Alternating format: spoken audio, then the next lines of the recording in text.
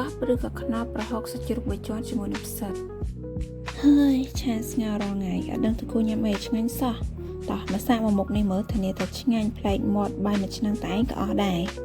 ម្ហូបមួយមុខហ្នឹងគឺងាយស្រួលធ្វើខ្លាំងមែនតើហើយក៏មានរបៀបធ្វើច្រើនដែរដែលយើងអាចយកទៅឆាក៏បានឬក៏យកទៅអាំងក៏បានដែរប៉ុន្តែថ្ងៃនេះម៉ាក់ខ្ញុំសូមលើកយកវិធីងាយៗមកចែកជូនអ្នកទាំងអស់គ្នាមើលគឺយកទៅឆាហើយសម្រាប់គ្រឿងដែលម៉ាក់ខ្ញុំលើកមកមិញហ្នឹងគឺជាគ្រឿងកិនដែលអ្នកទាំងអស់គ្នាអាចទិញពីផ្សារក៏បានឬក៏ទិញគ្រឿងយកមកបុកកិនខ្លួនឯងក៏បានដែរងាយស្រួលមែនតើហើយសម្រាប់ម៉ាក់ខ្ញុំកំពុងតែហែកនេះគឺជាប្រហុកបងប្អូនអាចប្រើជាប្រហុកសាច់ក៏បានឬក៏ប្រហុកឆ្អឹងក៏បានសម្រាប់ម៉ាក់ខ្ញុំលើកមកហ្នឹងគឺជាប្រហុកឆ្អឹងដែលសារវាមានក្នុងផ្ទះស្រាប់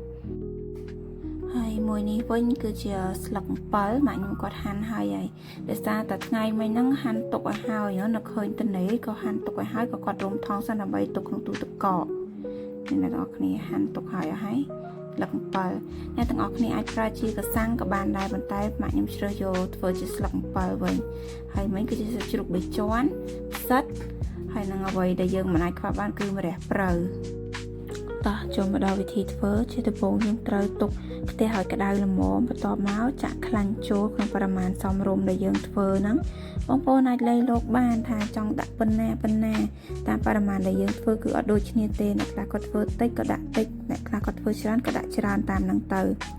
បន្ទាប់មកទៀតពេលដែលខ្លាញ់ក្តៅម៉ាក់ខ្ញុំចាប់ដើមចាក់គ្រឿងកិនចូលបន្ទាប់ពីចាក់គ្រឿងកិនចូលម៉ាក់ខ្ញុំចាប់ផ្ដើមរំលីងគ្រឿងជាមួយនឹងខ្លាញ់ហ្នឹងទៅមករហូតដល់វាស្ងួតទឹកនិងឡើងក្លិនឈ្ងុយចំណុចហ្នឹងគឺជាចំណុចសំខាន់ណាបងប្អូនបើសិនជាបងប្អូនអត់លីងរហូតដល់វាស្ងួតទឹកទេរសជាតិក៏វាប្រែប្រួលទៅតាមហ្នឹងព្រោះជាតិទឹកដែលនៅក្នុងគ្រឿងហ្នឹងនឹងធ្វើឲ្យមុខម្ហូបបងប្អូនទៅជារសជាតិស្កាត់ដែលចេញពីគ្រឿងហ្នឹងនេះបន្ទាប់ពីម៉ាក់ខ្ញុំលីងរហូតដល់វាស្ងួតទឹកហើយម៉ាក់ខ្ញុំចាប់ដើមបង់ប្រហុកចូលហើយសម្រាប់ប្រហុកបងប្អូនអាចប្រើប្រហុកសាច់ក៏បានប្រហុកឆ្អឹងក៏បានទៅតាមចំណង់ចំណូលចិត្តបន្ទាប់មកទៀតម៉ាក់ខ្ញុំចាប់ផ្ដើមរំលីងគ្រឿងជាមួយនឹងប្រហុកហ្នឹងទៅមករហូតដល់វាឡើងក្លិនឈ្ងុយសិនទើបយើងអាចដាក់សាច់ជ្រូកចូលបានបងប្អូន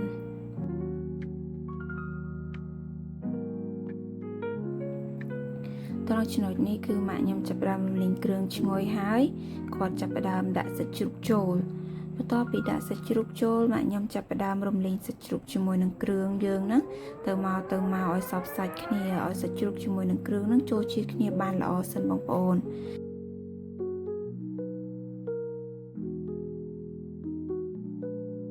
ត្រង់ចំណុចនេះម៉ាក់ខ្ញុំបានកូរសាច់ជ្រូកជាមួយនឹងគ្រឿងទៅមករហូតដល់ដាច់ទឹកហើយចូលជាតិគ្នាល្អ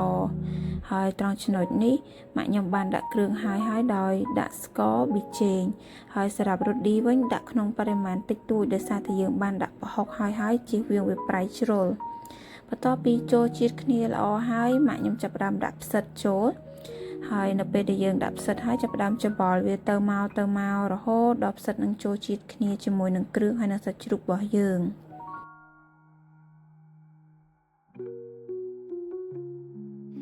បន្ទាប់ពីរំលី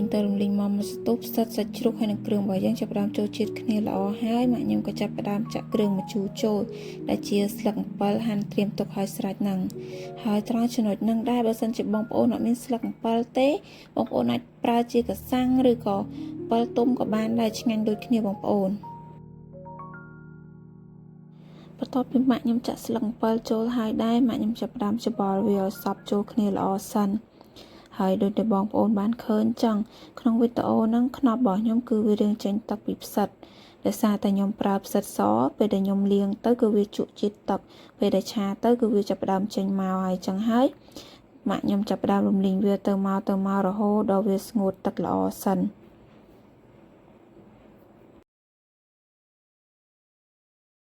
បន្ទាប់ពីរំលីងវាទៅមកស្ទុះខ្នោបរបស់យើងក៏ចាប់ផ្ដើមស្ងួតទឹកល្អហើយរសជាតិក៏ល្មមហើយដែរម៉ាក់ខ្ញុំក៏ចាប់ផ្ដើមបង់ស្លឹកម្រះព្រៅចូលហើយនេះគឺជាចំណុចចុងក្រោយដែលបងប្អូនអាចត្រឡប់វាទៅមកវាចូលជាតិគ្នាឈ្ងុយល្អទៅមើលតែស្លឹកម្រះព្រៅនឹងសពពល្អហើយបងប្អូនអាចបិទហ្គាសហើយលើកដាក់ចានញ៉ាំបានហើយ